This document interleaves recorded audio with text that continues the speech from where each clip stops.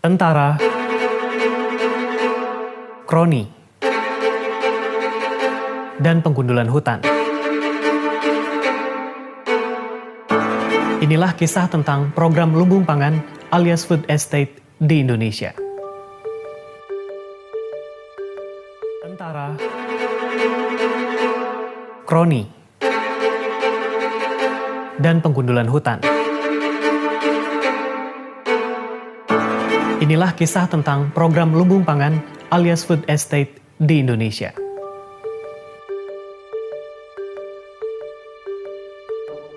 Tahun lalu, pemerintah mencanangkan ambisi untuk meningkatkan produksi pangan setelah PBB memperingatkan bahwa akan terjadi kelangkaan pangan karena pandemi.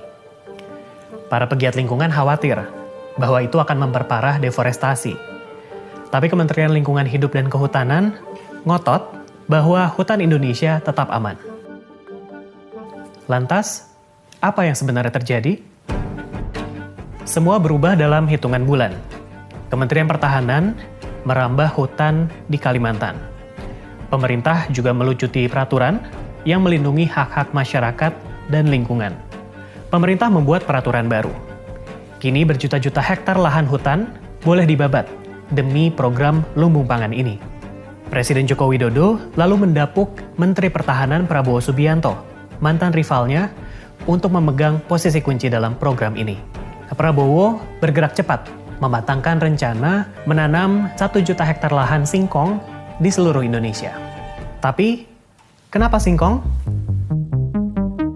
Kemhan mau mengganti tepung impor dengan tepung singkong produksi lokal untuk produksi mie. Nah, masalahnya, menurut banyak kajian, termasuk dari Bank Dunia, program ini tidak mampu menjadi solusi kelangkaan pangan di Indonesia. Banyak orang yang sulit mendapatkan makanan atau gizi yang cukup. Makanan mahal karena ongkos produksi yang tinggi, masyarakat juga sulit memperoleh makanan bergizi seperti sayur dan buah. Masalah ini tidak bisa diselesaikan hanya dengan membebat hutan untuk menanam singkong seperti rencana Kemhan. Target pertama Kemhan adalah hutan hujan di Gunung Mas, Kalimantan Tengah. Pembabatan hutan di sana sudah terjadi sejak November 2020. Ini hanya beberapa minggu setelah aturan yang mendukung program lumbung pangan dibuat. Nah, hal ini berpotensi melanggar aturan yang bahkan sudah dirampingkan. Tapi Kemhan membantah telah melanggar aturan itu. Kami juga menemukan bahwa hampir semua area yang ditarget adalah habitat orang hutan menurut analis dari ahli dan pemerintah.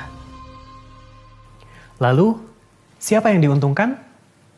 Kami menemukan sebuah perusahaan tanpa rekam jejak yang jelas, Agrinas, yang memegang peran kunci dalam program lumbung pangan Kemhan ini.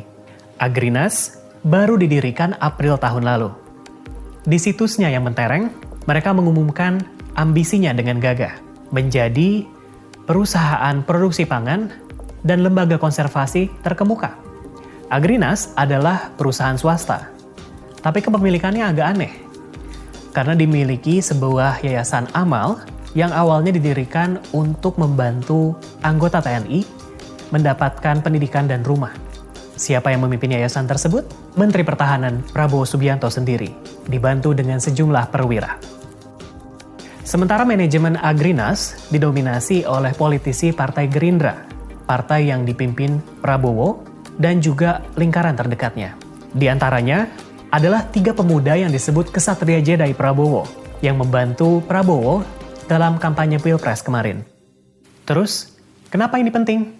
Menurut para ahli, ada konflik kepentingan. Ketika Menteri Pertahanan memiliki kendali atas sebuah perusahaan swasta. Perusahaannya mencoba meraup untung dalam program lumbung pangan yang diawasi oleh Kemhan sendiri. Tapi, tentu saja Agrinas dan Kemhan membantah telah bermitra. Merespon pertanyaan dari kami, Kemhan membantah telah melibatkan Agrinas dalam program lumbung pangan.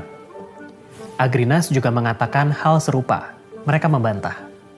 Tapi, kami menemukan bukti bahwa Agrinas mengajukan proposal investasi bernilai triliunan rupiah untuk mendanai program lumbung pangan Kemhan ini.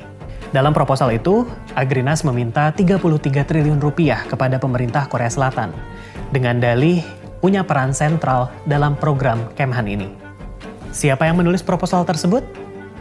Salah satu dari 3 kesatria Jedi Prabowo, yang juga adalah wakil CEO Agrinas. Lalu, apa target dan ambisi mereka selanjutnya? Papua. Hutan hujan terbesar di Asia yang masih tersisa ada di sini. Papua juga punya banyak satwa yang mengagumkan, seperti cendrawasih. Dan masyarakat adat di sana hidup berdampingan dengan alam. Ternyata, sejak tahun lalu, seorang purnawirawan TNI Angkatan Laut sudah berkeliling mencari lahan untuk proyek lumbung pangan ini. Malahan per Agustus tahun ini, 2 kawasan luas di Merauke, di ujung bagian timur Indonesia, sudah dibidik.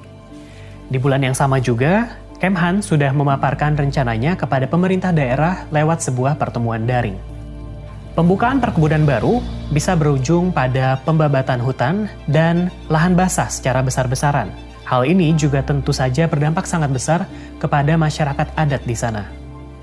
Tapi hingga Agustus lalu, ketika rencana ini terus bergulir, Kemhan belum memberitahu komunitas adat di sana.